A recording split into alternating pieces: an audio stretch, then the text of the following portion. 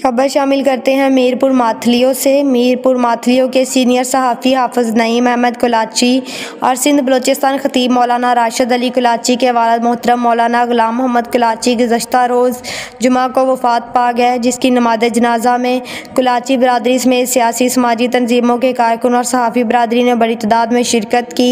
बाद नमाज जनाज़ा मरहूम को आबाई कब्रिस्तान गाँव चाकर कुलाची में सुपुर्द खाक किया गया। सीनियर सहाफ़ी हाफ़िज़ नईम अहमद कुलाची और मौलाना राशिद कुलाची ने कहा, मौलाना ग़ुलाम मोहम्मद कुलाची घोटकी ज़िला की आवाम के लिए एक साया था, जिसने अपनी पूरी ज़िंदगी हज़ूर पाक सल्लल्लाहु अलैहि वसल्लम की सुन्नत के मुताबिक बसर की। अपनी बरादरी और इलाके के लोग दीनी तालीम से फैज़याब हुए और मरहूम के सैकड़ों तलबा दीन की खिदमत जारी रखे हुए। दूसरी जानब मरहूम ग़ुलाम मोहम्मद कुलाची के वर्सा और इनके बेटों से गाँव चाकर खां कुलाची में ताज़ियत का सिलसिला जारी है।